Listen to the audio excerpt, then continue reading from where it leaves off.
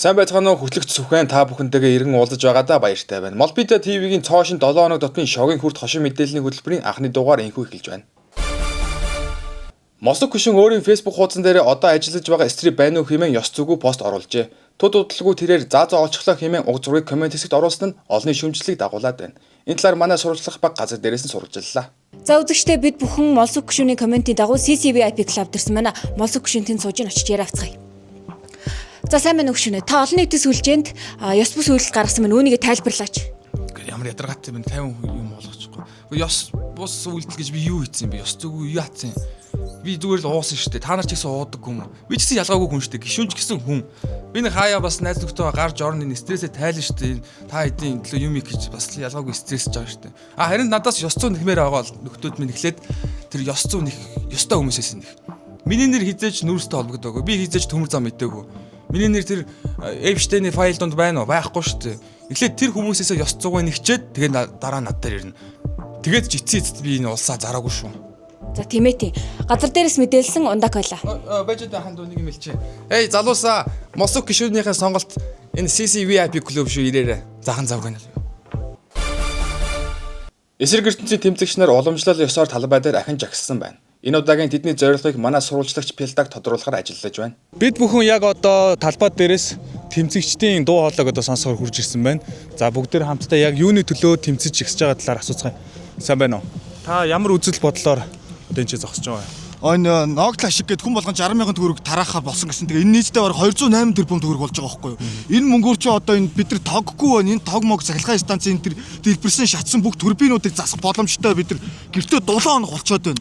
Тэгэхгүй бид нарт одоо надад энэ 60,000 төгрөг бэлэн кэшээр өгнө гэдэг байгаа байхгүй юу? Хэрвээ надад бэлэн мөнгө маягаад өгөх юм бол би өөрсөд рүү бүгдийг цацна гэж бодож байгаа. Тэгээ надтай мөнгө цацах юм байвал над руу холбогдороо хамтдаа тэмцэцгээе. 60,000 төгрөг авахгүй. Би чамтай нэгдээ. За сайн байна уу? Таны үзэл бодол чинь? За би бол бэлэн мөнгө авмааргүй байна. Энэ бэлэн мөнгө авснараа бусад барааны үн нэмэгдчихээн тий. Тэгээ одоо бид нар баг бэлэн мөнгө авснараа илүү хохироод байгаа юм уу? Яагаад байгаа баг? Айгүй юм.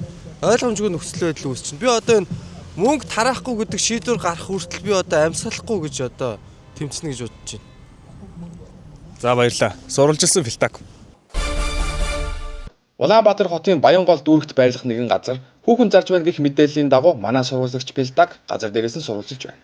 Бид бүхэн иргэдийн мэдээллийн дагуу Баянгол дүүргийн 20 дугаар хороон дээр хүүхэн зарж байна гэсэн мэдээллийн дагуу бид нар яг одоо ичээрэд энэ дотгош орж юу болоод байгааг шалгацсан. За чи юу болоод байна? Сайн байна уу? Та яагаад энэ хүүхэн зараад байгаа вэ? Юу хүмүүс вэ?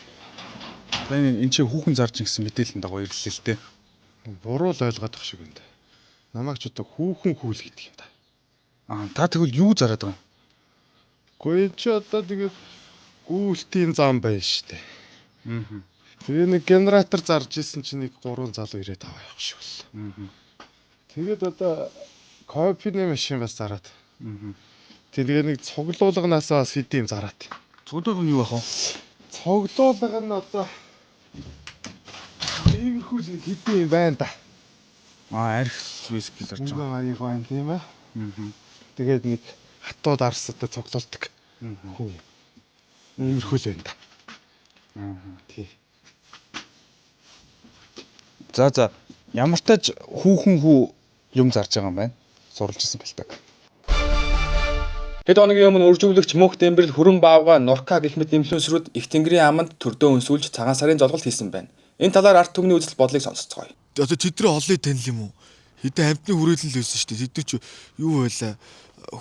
Баавга үржүүлэгч юу хүмүүс байсан шүү дээ. Тэд нар чи өстө Монголыг гутааж байгаа. Тэрүүгээр одоо тэр золголт хийсэн цагаан сарын мөнгөөр нь юу барина гэж бодож чинь бидний тэр чи барыг татрын мөнгө явж байгаа шүү дээ. Хэрвээ таныг Их Тэнгэрийн амын золголтод хэрвээ өрсөн бол та очих байсан уу? Миний дүүчи чинь тэнийг юм уу? Очлгүй яа дээ. Хөөе, редактора надад нэг юм санаа байна.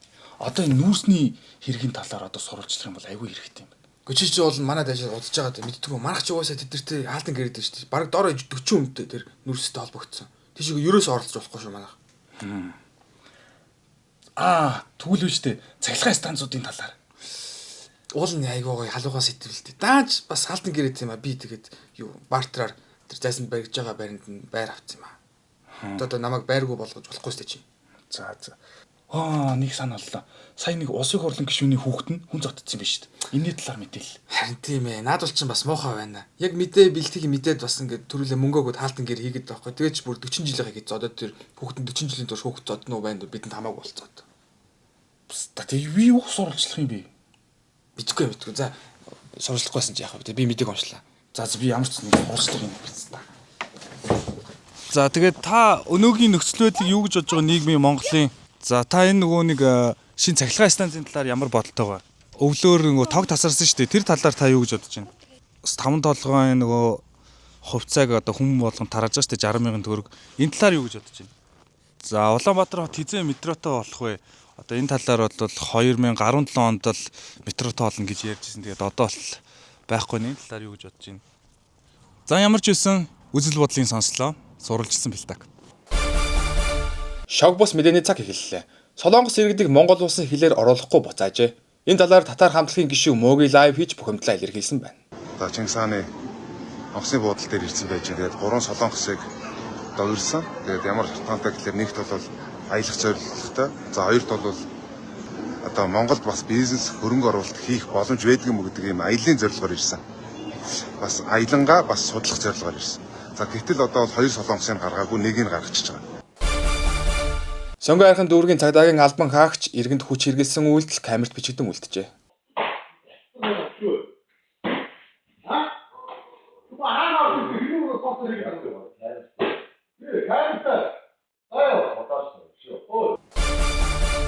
Монгол Ардын намын баг хураал эхэлж улс төрийн хэрүүл зодон үргэлжилсээр байна. Ирэх 7 хоногийн цаг агаарын хувьд иймэрхүү байна. Мэдээж танд ухаалаг утас байгаа юм чинь та угаасаа харчих бах.